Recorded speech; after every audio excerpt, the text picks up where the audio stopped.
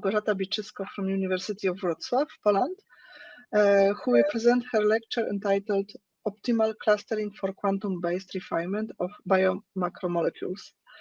Malgorzata is a full professor at the University of Wrocław, where she also obtained her master's degree in chemistry in 1994 and a PhD in theoretical chemistry in 2000.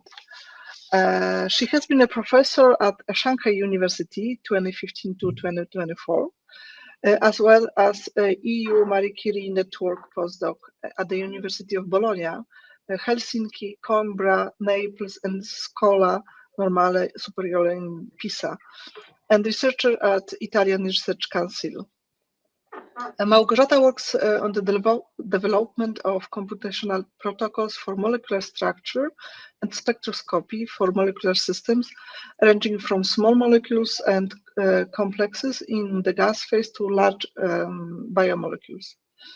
Her main research interests are the development and validation of computational protocols to simulate vibrational and vibronic spectra for medium-sized molecular systems of increasing complexity, featuring dispersion interactions, hydrogen bonding, variable local stereochemistry conformations, and chirality. Recently, she also developed integrated computational model for protein structure and function as a part of the quantum refinement project. Malgorzata, the screen is yours.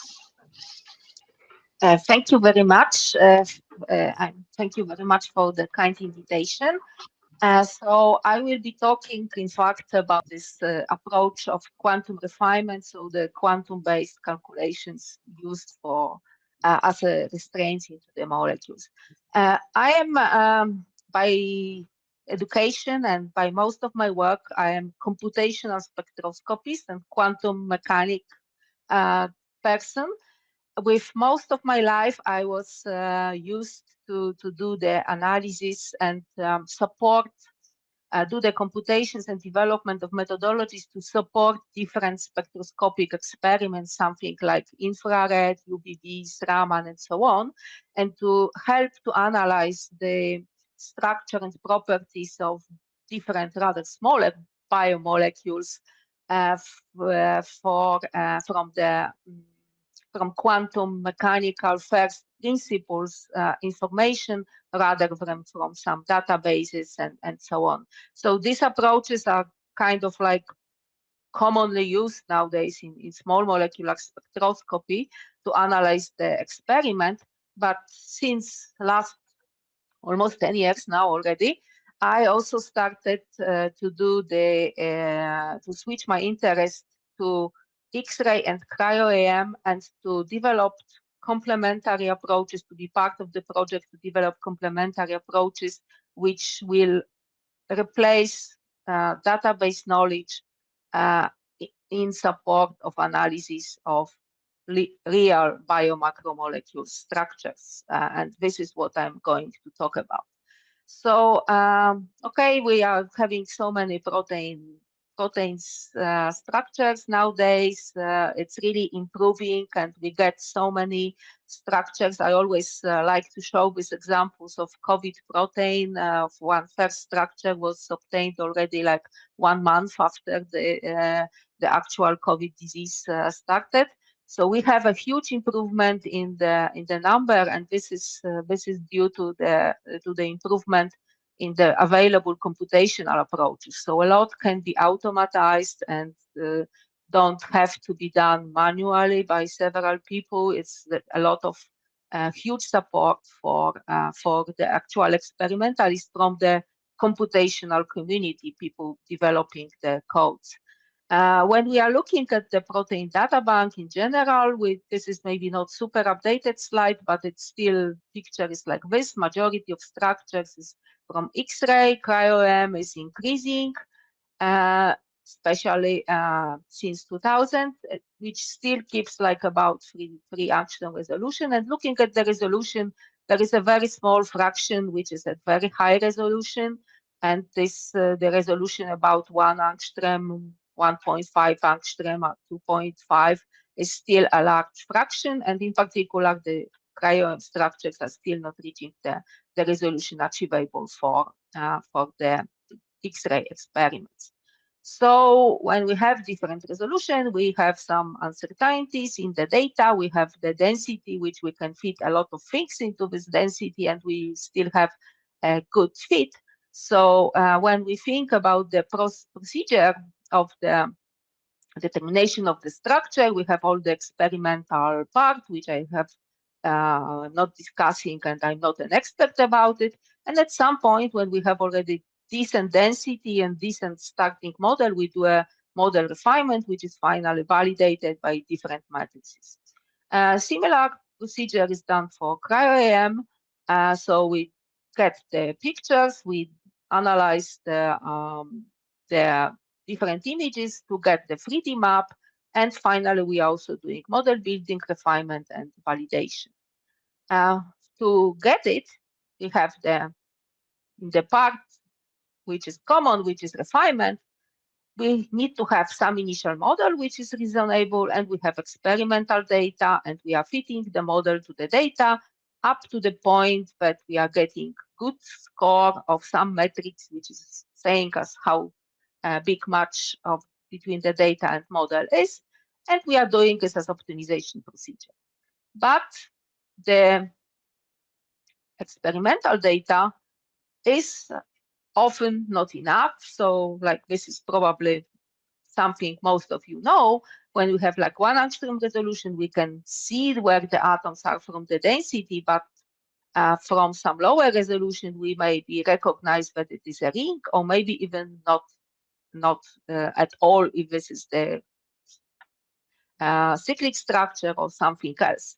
So we need something to analyze additionally. So in addition to having initial guess structure, to have our experimental data, to obtain some meaningful final biological molecule structure, we are using some standard procedures are using a priori knowledge. So this is the procedures which are used in all of these structures which are deposited in the PDB. So what is this a priori knowledge? So this is some information about covalent geometry, which is of course reasonable because we know that the, let's say, CC bond can have such range of values, side chain distribution, Ramachandran plot distribution, secondary structure, and so on.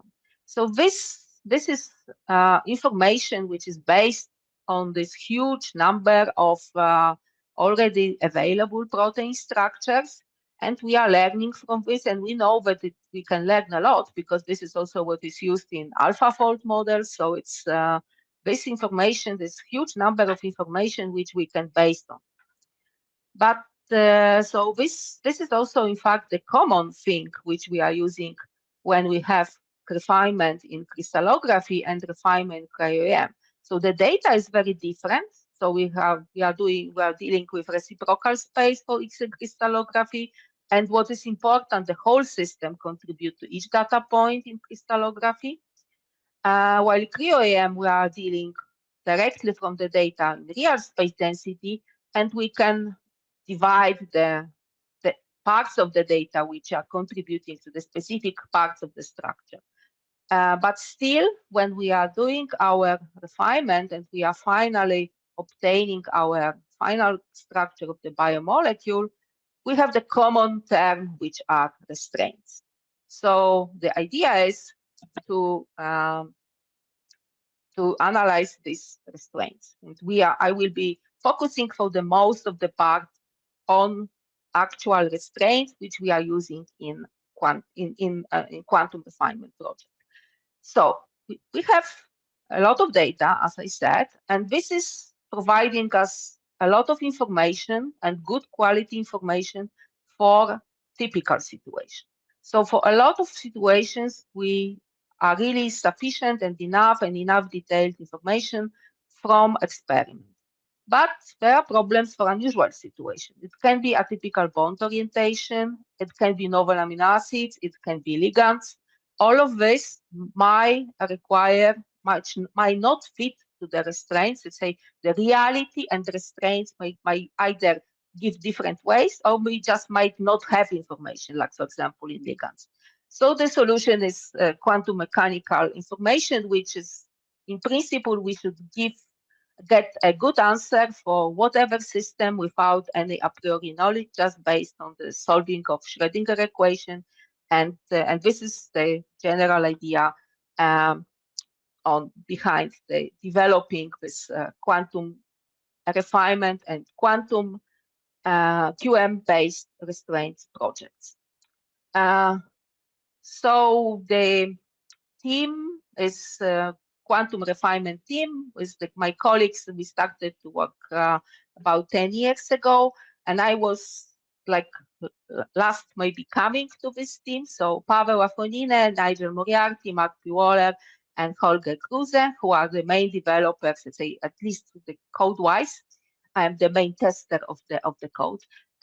So idea is to completely forget about this tabularized data, so all of this what we have, and switch to first principle calculation for the whole protein. So don't use any knowledge about bond lengths, bond angles, Ramachandran plots, just use some quantum mechanical information. And otherwise, use the standard procedure as we use in the refinement. So all the experimental part and all the dealing with the atomic density is not changed, at least at this level. We are replacing the restraints by some calculations based on QM. And what we are actually doing, so the idea is to replace the restraints, all restraints, so remove everything by the gradients starting from the quantum mechanical calculations. So we are doing some calculations. So we are solving Schrödinger equations. We are getting density at some point, but we are not using any density at this level. I will talk about it slightly later. So now we are using only QM gradients. We are treating the whole molecule at the QM level, and otherwise we are using existing tools. Let's say it's the development going in parallel in CCTBX, in Phoenix, everything which is related to crystallography and cryo-EM. And we are combining this software development with additional QM resources, which are coming from different external sources. So the idea is to get better non-covalent interactions, unusual regions, ligands, eliminate any choice of restraints. So as you probably know, when you are doing refinement in the standard way, you can choose to add some additional restraints. You choose Ramachandran plot restraints, and then after you are, everything fits. I have 99% or 100% inside the Ramachandran plot. I asked to do it. Okay. So then it's also this choice what you are doing and what you are not doing. So eliminate it completely and just based on QM. And finally, hopefully be able to analyze fine details and some better information about the chemistry. So the first toy test done 8 years ago was to take good structure. So I'm actually wondering if it's the same structure as Benoit was mentioning, 1 US 03066 angstrom resolution, quite big protein, which is the something which we believe it's unbiased information about actual proteins. So we can cut a piece from the structure. We assume that we know the answer because the answer is given by the very high resolution.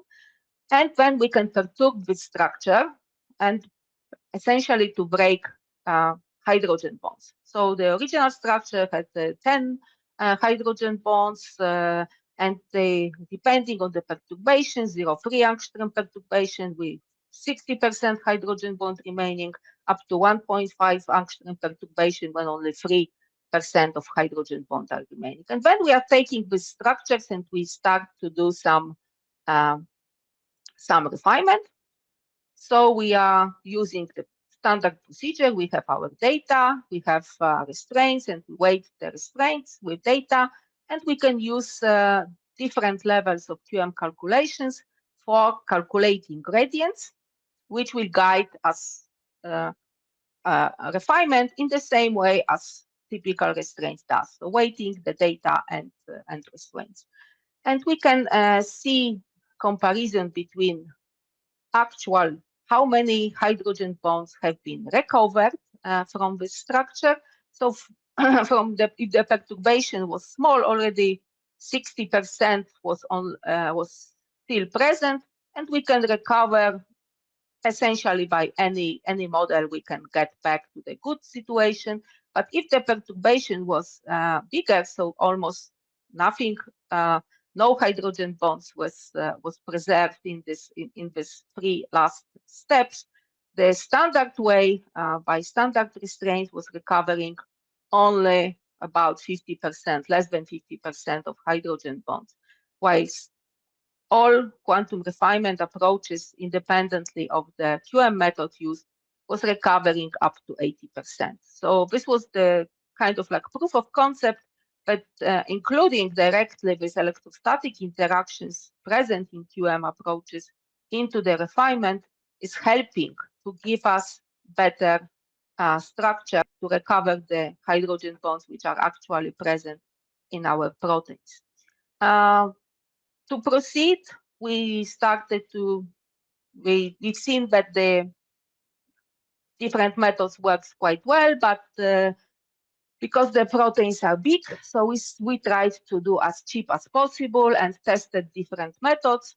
So here's the example again of the same small helix, and we tested the deviations of different methods after optimization of the structure, comparing to this ideal case. So we have here the deviations of RMSD bond range, and essentially the smaller deviation, the better. So original is this in black one, so close to the ideal. By some methods, especially the cheapest method, something like Hartree-Fock-3C, were too cheap, were giving too big deviation, and particular too big deviation for something like CN and C alpha methods. So based on this, we decided to select some methodologies. So one expensive methodology, let's say expensive in quotes, is Hartree-Fock-D3 with or even Hartree-Fock-D3 with some basis set corrections, but with basis set something like 631G. We could not go to the really small basis set. This was the cases when we have big errors, and quite good results were also obtained with GFN 1 or 2 XTB. And this allows us to calculate much bigger proteins, and actually was instrumental in the development, because this was needed to be able to actually do something to proceed with the development of the code. So this will be the two methodologies. This will be the methodologies I will be showing you as a QM methods in the next slides, and I'm not going to talk about it too much in the details. But it is still too expensive to treat the whole molecule as at QM level, even using XTB approaches, GFN XTB. So it was necessary to provide some divide and conquer procedure, and it will be largely the topic of my talk. So this was again developed in 2018 based on some approaches developed by Mark Waller for some adaptive molecular dynamics simulations. So the idea is to use interaction-based fragmentation. And for this interaction-based fragmentation, we are starting actually from promolecular densities, which are also used in NCI analysis. So this is exactly the same part, the same part of the code. So based on promolecular densities, we can get information on intermolecular interactions, and specifically we are using density overlapping the region indicator, DORI, developed by Piotr de Silva and Clemens Korbinbow. And we are which have an advantage of indicating both covalent interaction and non-covalent interaction. So we can obtain from our molecular structure the graph of interactions, of important interactions, both covalent and non-covalent. And we have this interaction-based graph, which will now give us the basis to divide the molecule into smaller pieces. And how it is done, so this graph clustering algorithm, which iteratively proceeds to minimize disruption of the NCI network, but we can choose how we want to divide it. And after this division is done, each fragment is surrounded by some what we call buffer. So cluster will be the piece of the protein which is going to go to the calculations. Buffer is the surrounding, and the QM forces from all clusters are combined. And this was the procedure which is automatically implemented. And I'm going to show slightly, maybe in more detail, based on this slide. So this is example of some very small protein. This is the unit cell, and what we do, we expand this structure according to its protein, according to its crystallographic symmetry to something big. So this is one thing, and at the same time we can divide it to different pieces. Let's say we can divide it to several pieces by this clustering NCI non-covalent interactions graph-based procedure, and we can choose if we want to have more smaller pieces or less bigger pieces. And this is essentially, and within each choice, we are getting the automatic answer, which is possibly disrupting as little as possible our non-covalent interactions network.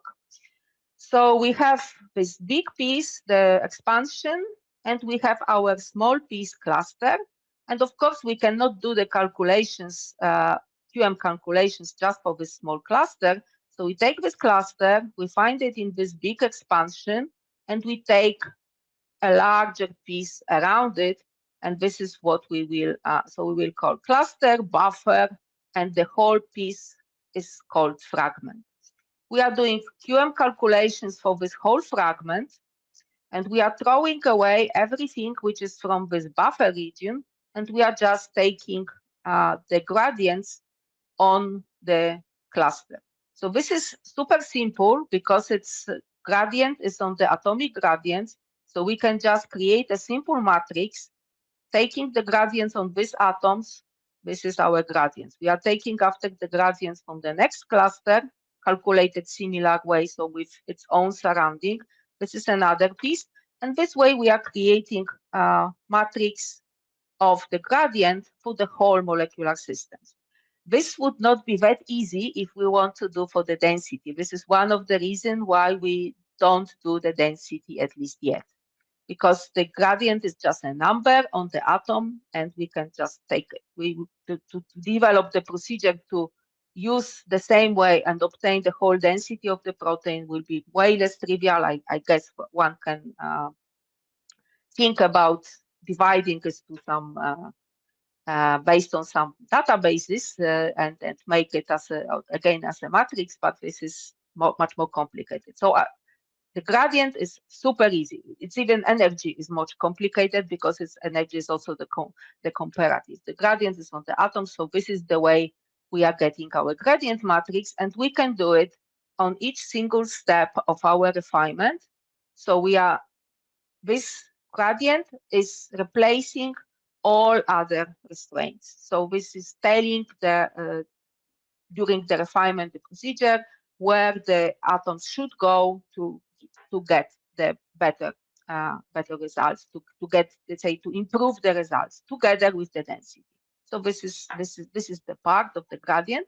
But then comes to the question, okay, but we are dividing this molecule, we are using our procedure, and at some point we find out that sometimes it works, sometimes it doesn't.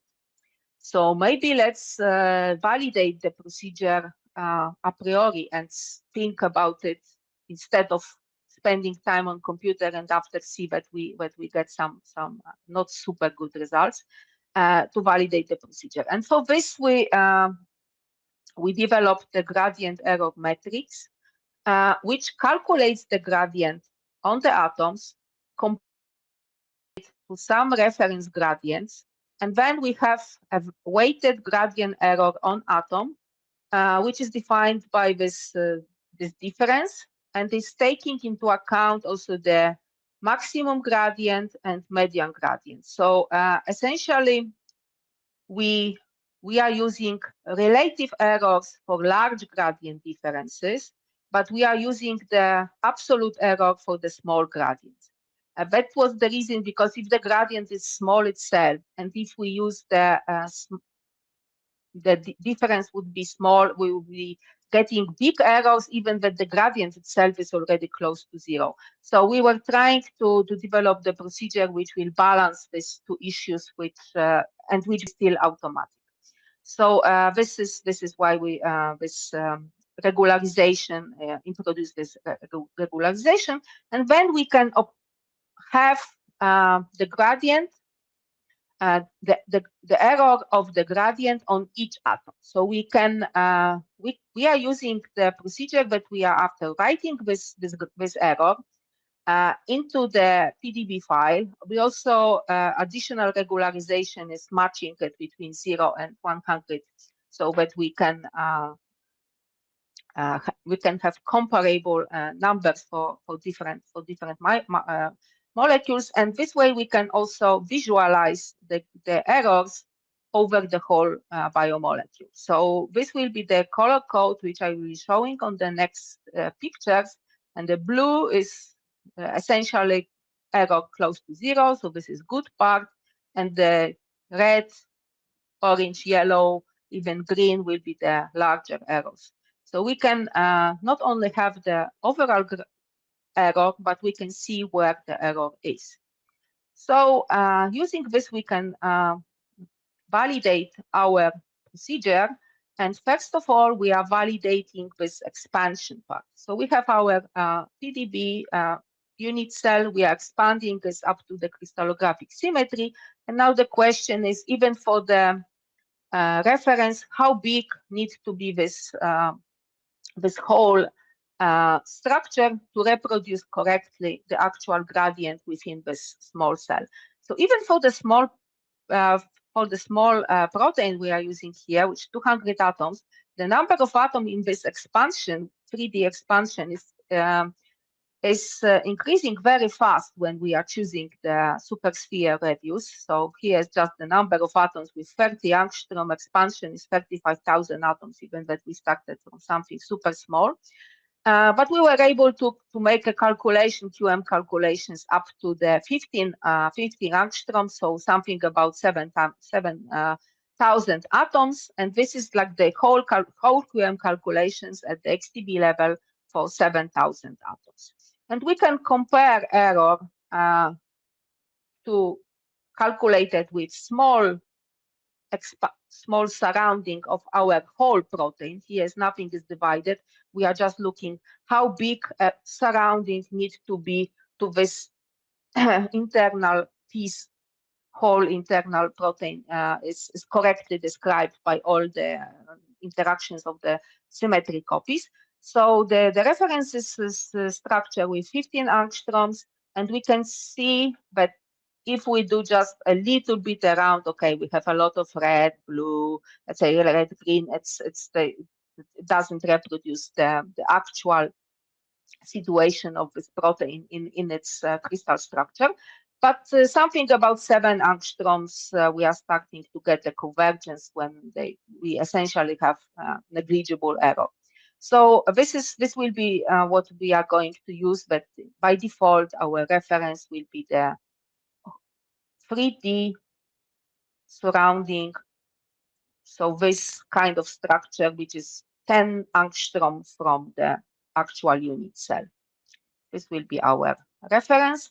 And now we can start to think, okay, so how we can divide our protein. So here's the protein which we probably wouldn't need to divide too much, but still we can have different options. Within the procedure, we can have 6 smaller clusters, 3 clusters, or 2 clusters.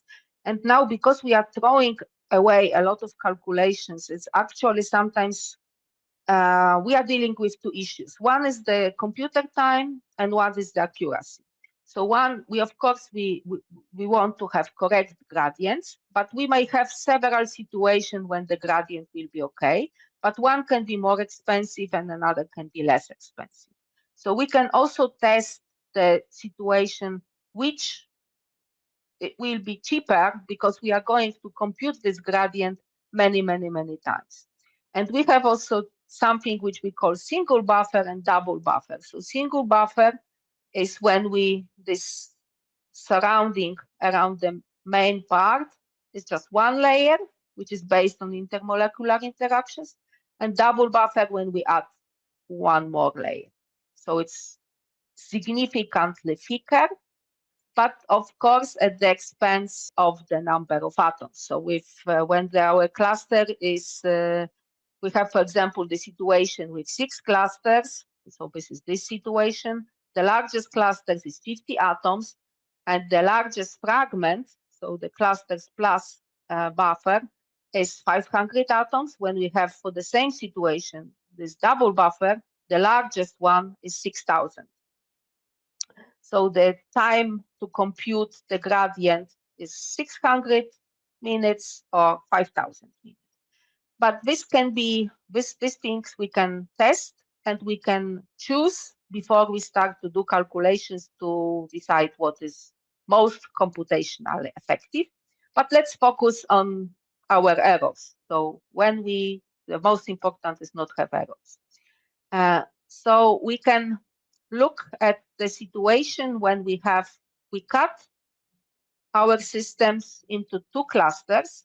In both chains A and B, we are cutting on the same bond, in the same bonding. But in one case, we have larger errors, and in the second case, we have always small errors. So we looked into details why it is the situation. And actually, we can find out that in the case when we have larger errors, there is only one residue in this buffer after the actual capping, and all other cases has 2 to 4 residues. So this shows us that this situation is probably too small. What next? We can analyze the bigger protein, and we divide here to several clusters. There's 17 clusters, there's 18 because it counts from 0.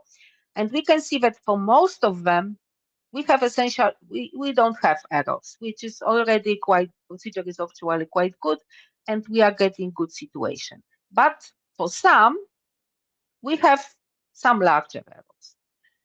And we can take a look why.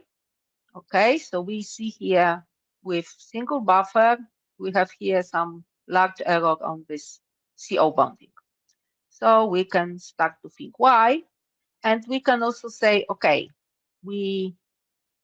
most cases we have good errors already with single buffer, and it always can be improved by adding more environment. But we don't have to add environment somewhere when already we have smaller errors. We can add environment only in these cases when we have larger errors, so we can make some adaptive procedure.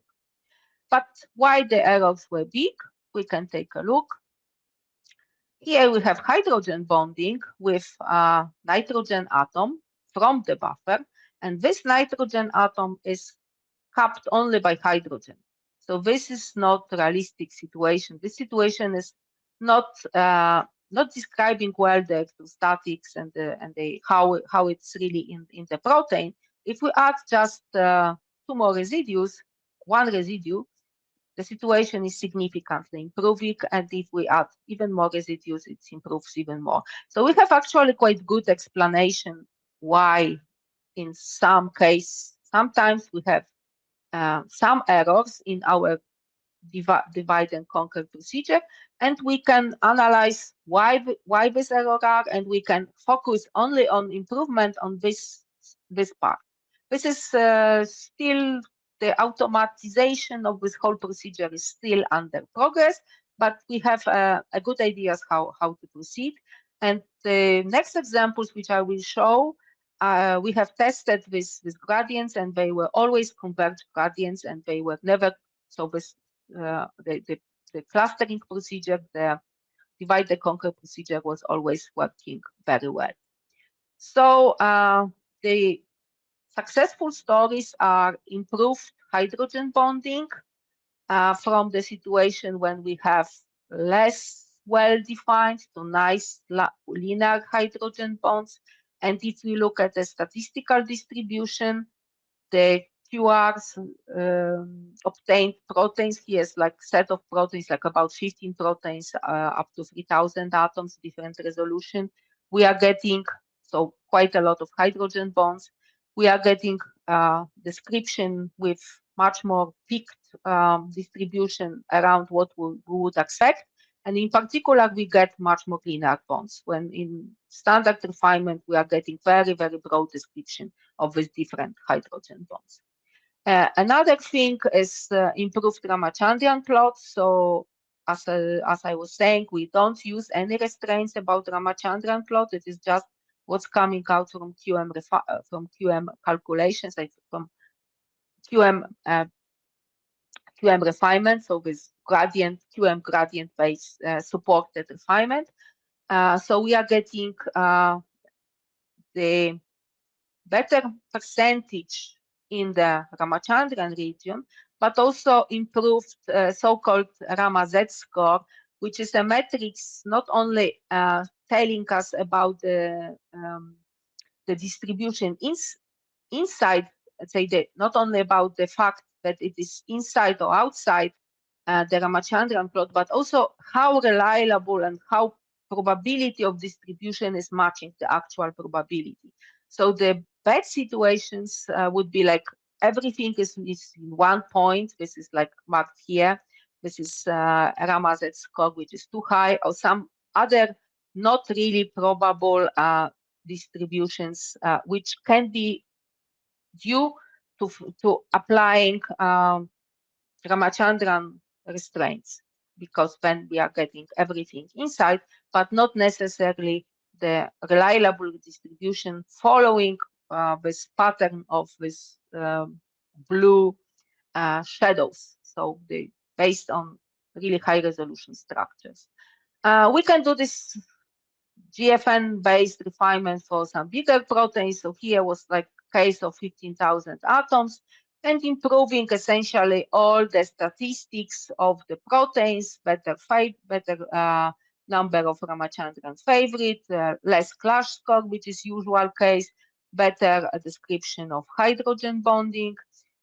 We can do refinement with this approach. We can do refinement of protein ligand, and in addition to the again improvement overall protein, we can see the improvement in the analysis of protein ligand interactions. We can after apply also non-covalent interactions to see that in some cases something which was maybe explained as a clashes is actually can be due to some dispersion interactions or the hydrogen bonding.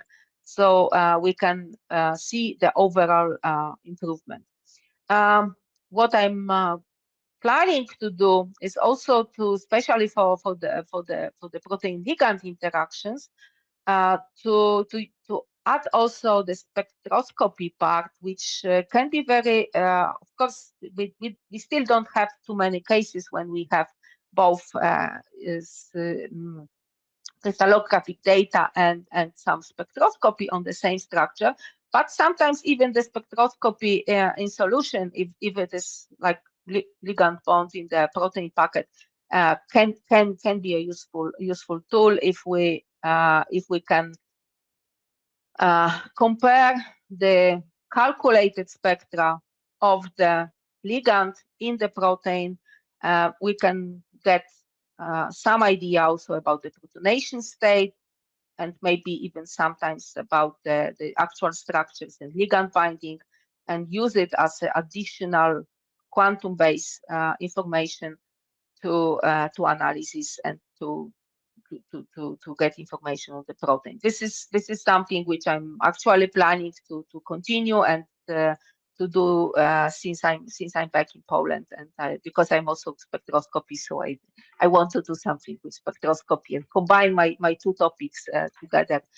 So this is like really a lot to do, but I hope it will be useful at some point. So summarizing, I would just say something about the QR project status and perspective. So the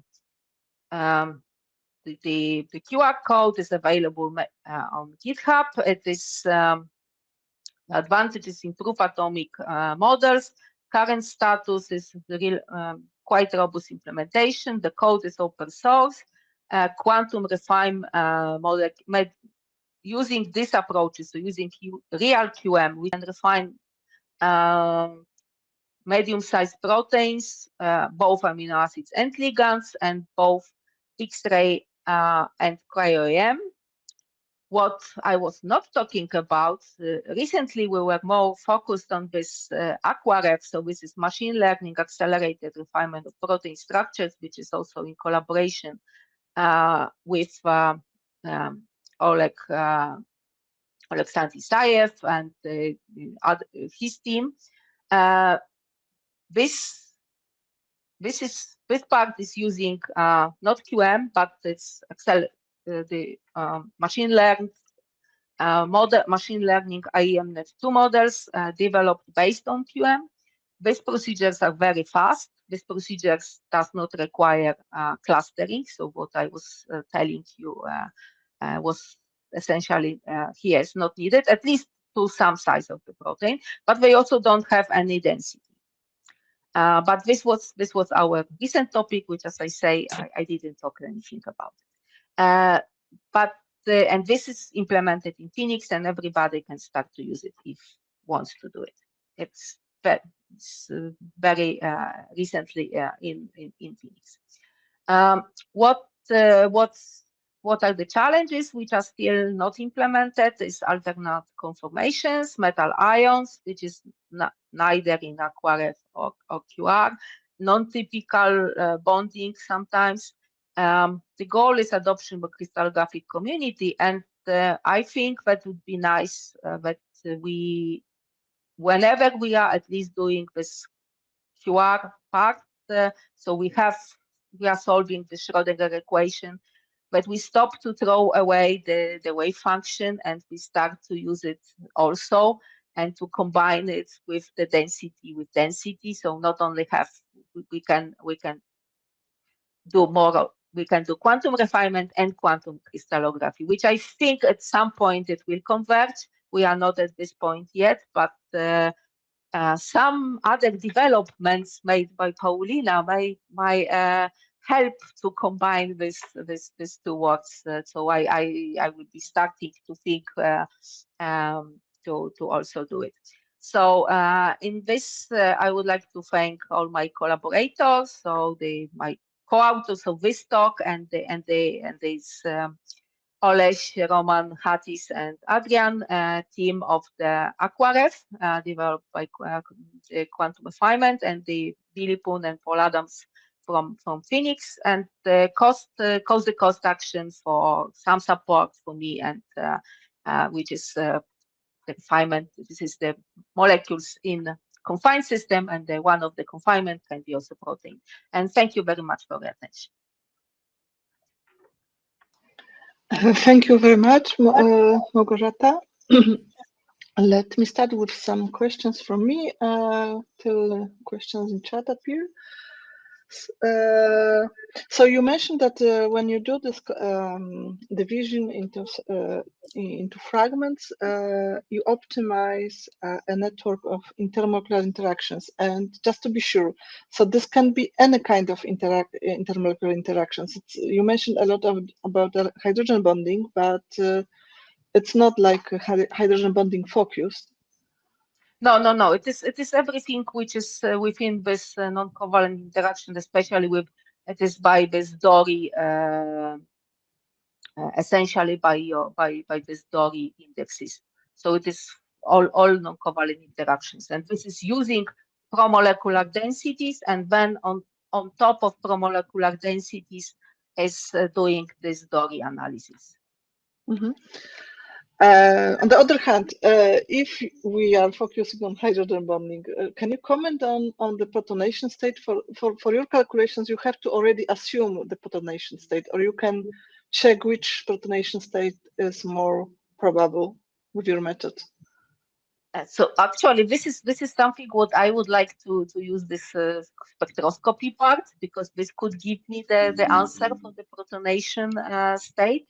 So we are assuming, we are the procedure includes also the automatic protonation, which assumes the most common depending on this on the structure. We can change the protonation state, but we are not really. I think that we don't really develop this part to change it it is more like most common protonation state. As actually it's something which I call Nigel magic, because Nigel Moriarty is the guy who's really responsible for this part. But what we can do, we can always test different protonation states and eventually see how it influences the outcome. This is for sure what we can do. Mm-hmm. We have a question from Hans-Bert Birgi. Since you calculate energy gradients, it seems that you also have to choose step sizes to obtain improved parameters. How do you do that? Yes. So we tested the step size. So we started from in the development. We started from the procedure, how it is done in the standard refinement. Let's call it like this. And in standard refinement, the step size were quite big. And we found out that we cannot use the big step size because we are breaking up the molecules and we are getting completely stupid results, because it's not the string parameters, we are moving too much.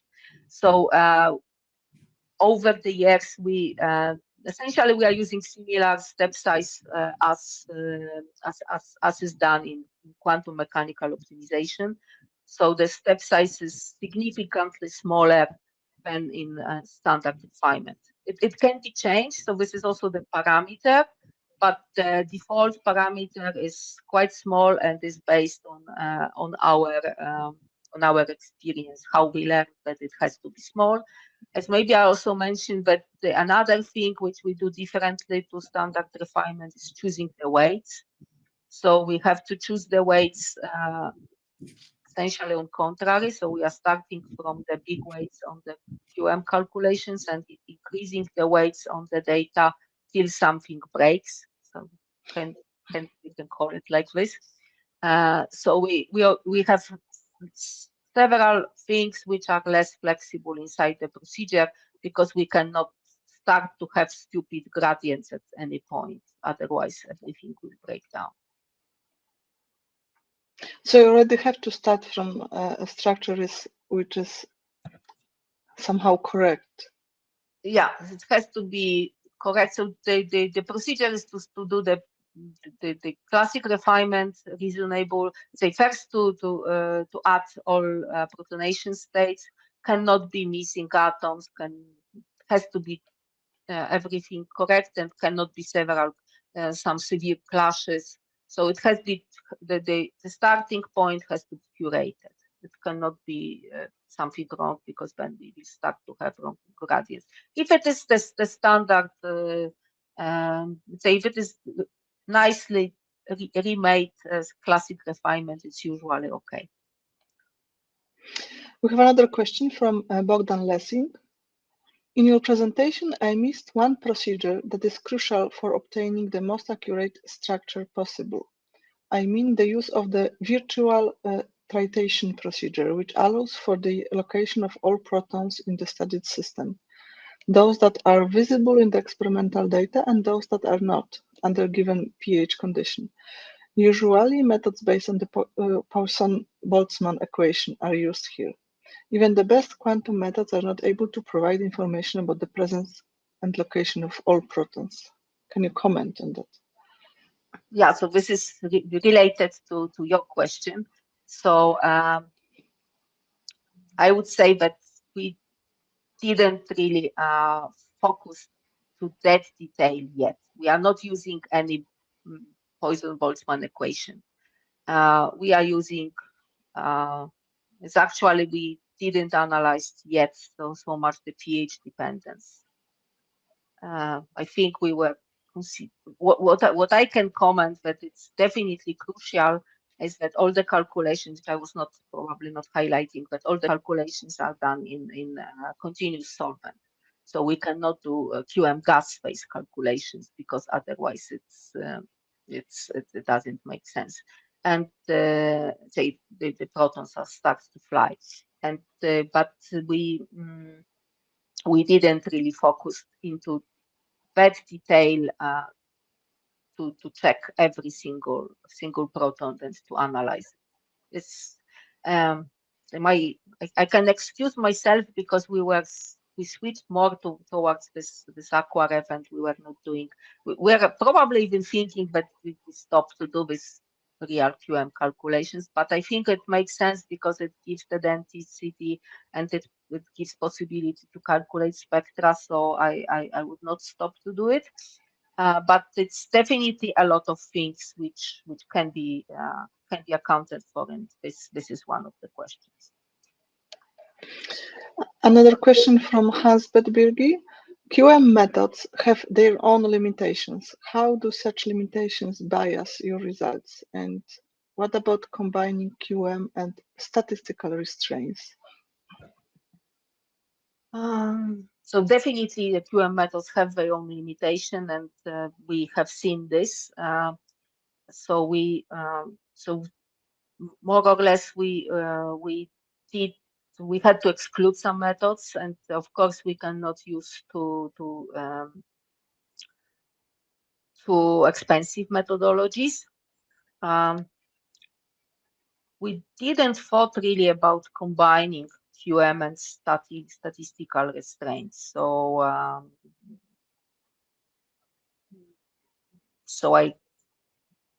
I cannot really comment. Let's say I'm thinking from practical point of view how it can be done. Probably can be. We just need to do the different weighting procedure, so we could go also this direction. But this is not something we have been done. We still. I was actually myself slightly concerned about the fact that we are using quite low-level QM methodologies, which I would never use in normal QM computations, maybe. But first of all, these GFN methodologies are really quite decent. This I have really to say, this is a good job by Stefan Grimme.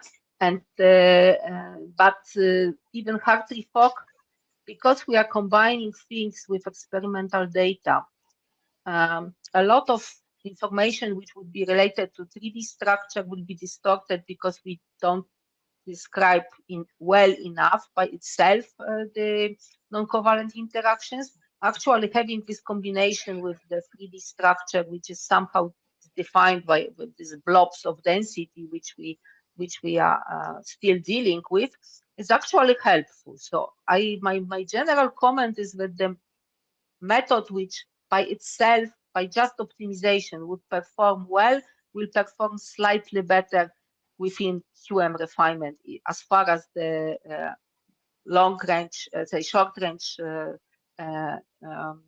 interactions are described well.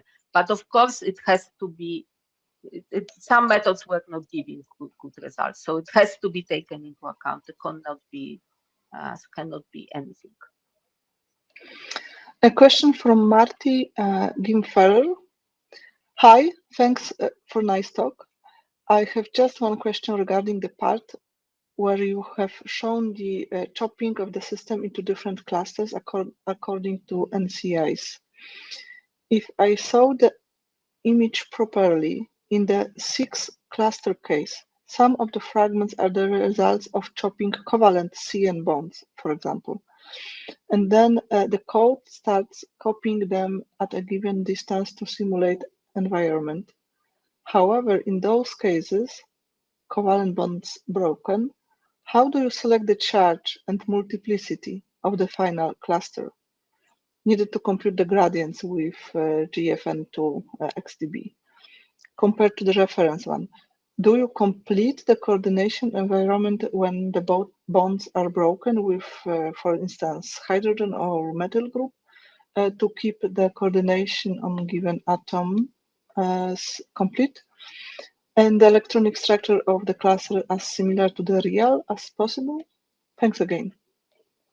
So I see that I didn't describe it correctly. So we are chopping a lot of covalent bonds in general, but so here it's by the cluster, but if you look on this description, for example, here is covalent bond, here is covalent bond, here is covalent bond. We don't see your pointer. Now?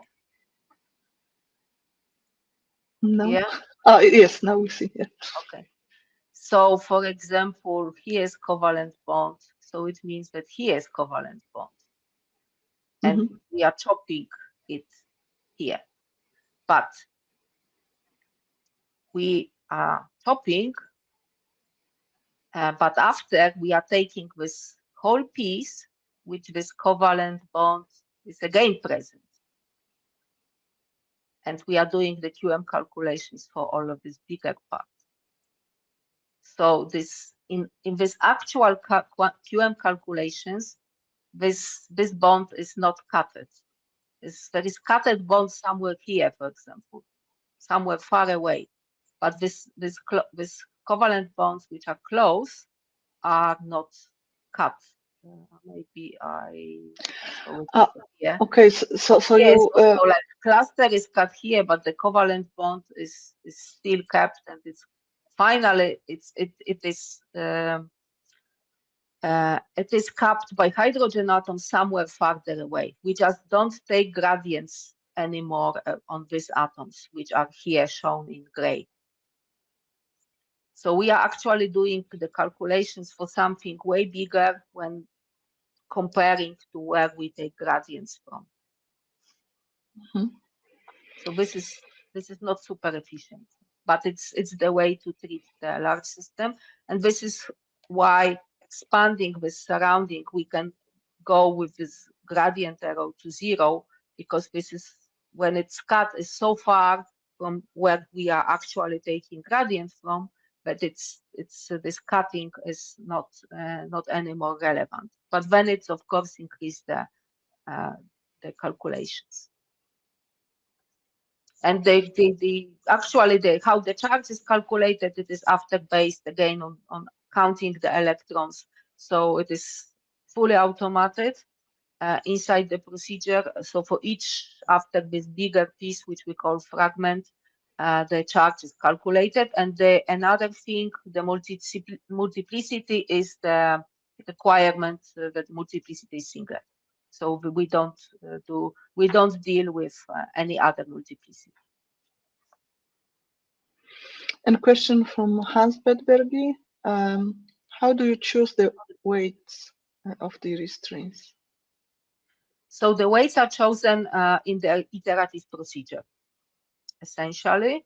And as I started to mention, we are starting from the weights on higher weights on the QM gradients and increasing the weight of data. And for example, we monitor. So we have first several steps which are choosing the weights in the whole refinement procedure. First, we optimize weights, increasing the weights up to the moment which start to, we see something wrong. When we go back, we increase slightly within this range. This is the whole several loops of choosing restraint, of choosing weights, and then these weights are used in actual refinement. So it's a lot of technicalities inside of all of these procedures, which spent us several years to develop, and some working ones. Okay, I do not see any more questions. May I have one? I can imagine that you can have many partitioning schemes, and how much the way you partition your large system into subsystems, how much does it influence your final results? We are trying to develop the way that it doesn't, but we still see the cases. So it actually depends on the system. If it's the normal, let's say, nicely behaving protein, it does not. So we did some tests with different clustering schemes, and we obtained the same results. So the general idea is to do it, but when we see differences, when we see that also in some of these division schemes is actually leading errors to some errors. The gradients have large errors, so the scheme is not correct. So if the scheme is correct without errors, it should not influence the results. Okay, thank you very much. So let us thank both speakers. Let us thank Malgorzata and Benoit for their beautiful presentations and very interesting solutions.